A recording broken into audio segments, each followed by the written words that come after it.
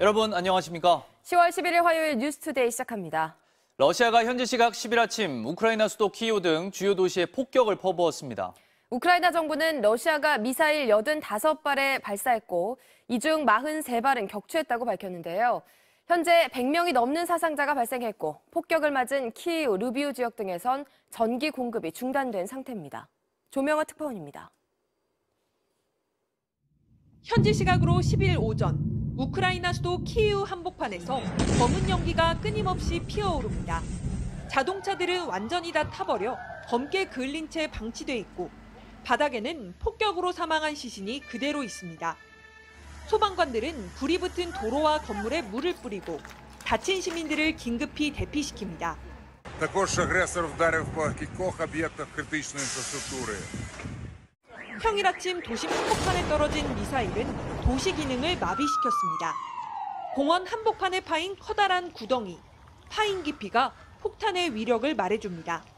대표적 관광지인 보행자용 유리다리도 폭격을 맞았고 키이우에 있는 삼성 현지 사무실이 입주해 있는 건물도 인근 건물 공습 충격으로 유리창이 깨졌습니다. 수도 키이우 외에 우크라이나 서부 르비우와 중부 드니프로 등 다른 도시에서도 미사일 공습이 잇따랐습니다. Два вибухи. Бачу, пішов дим. Тут наша квартира. 우크라이나 당국은 러시아가 미사일 84발을 발사했고 이 중 43발을 격추했다고 밝혔습니다.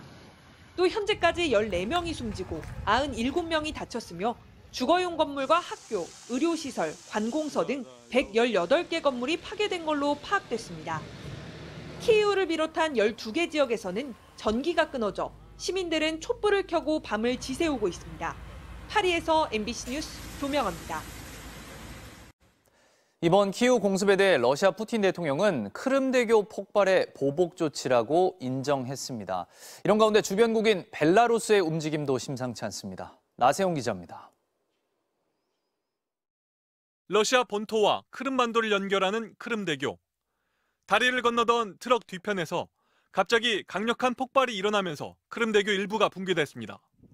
러시아 크렘린궁은 지난 8일 발생한 이번 폭발 사건 조사위원장으로부터 푸틴 대통령이 보고받는 영상을 공개했습니다.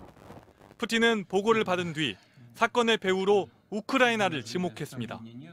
авторы, исполнители, заказчики, спецслужбы Украины. спецслужбы Украины и граждане России и зарубежных государств, которые помогали им. 푸틴의 측근들은 사고 직후부터 보복을 다짐해왔습니다.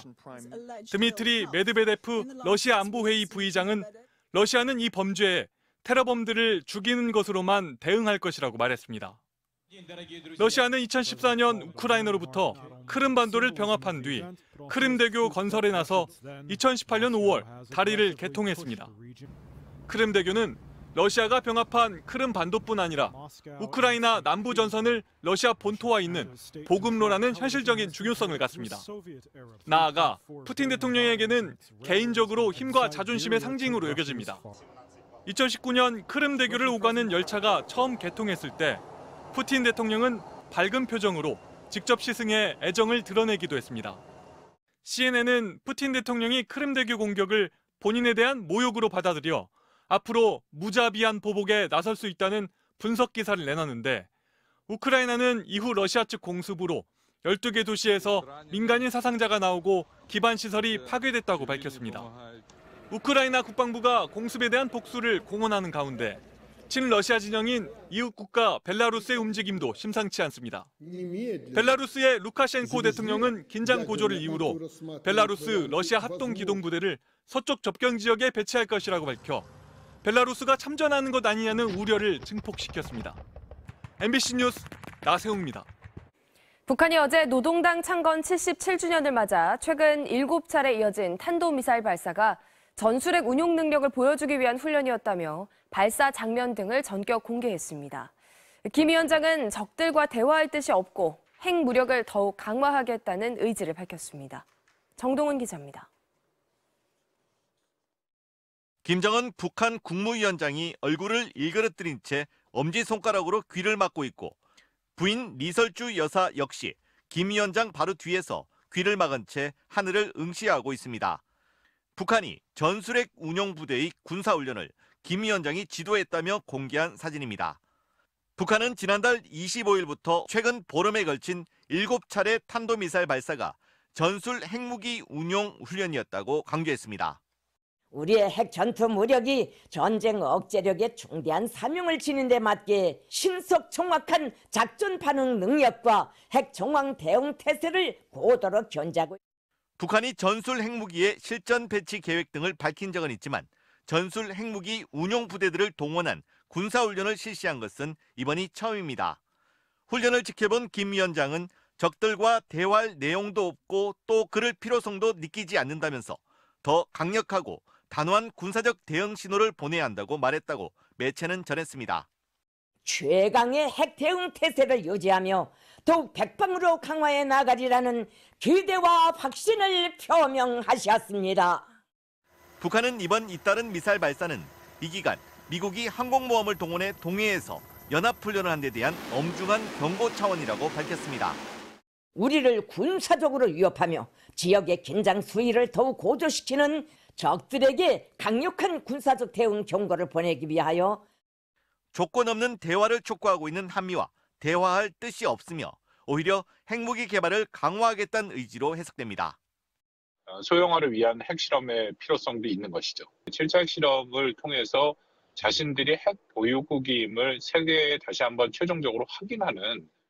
북한은 또 김 위원장이 장거리 포병부대와 공군 비행대 훈련을 지휘하고 격려했다는 소식을 노동신문에도 대대적으로 실었는데 당 창건일을 맞아 당과 김 위원장에 대한 충성심을 고취하려는 의도로 보입니다.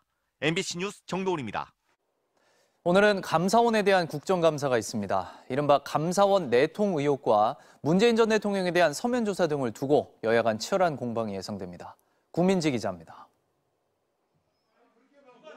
오늘 국회 법제사법위원회 국정감사에서는 감사원의 내통 의혹과 민간인 사찰 의혹이 주요 쟁점이 될 걸로 보입니다. 앞서 지난 5일 유병호 감사원 사무총장이 이관섭 대통령 비서실 국정기획수석에게 보낸 메시지 내용과 관련해 민주당은 대통령실 하명감사라고 추궁하는 한편 국민의힘은 내로남불식 공세라고 맞서왔습니다.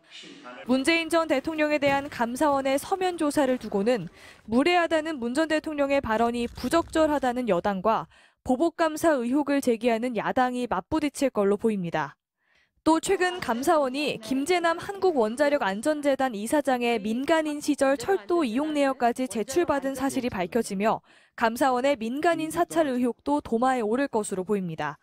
이와 관련해 민주당은 어제 이관섭 수석과 감사위원 전원의 국정감사 출석 등을 요구하며 감사 거부까지 언급했는데 국민의힘이 이를 거부하면서 국정감사 파행 가능성도 엿보입니다. MBC 뉴스 구민지입니다.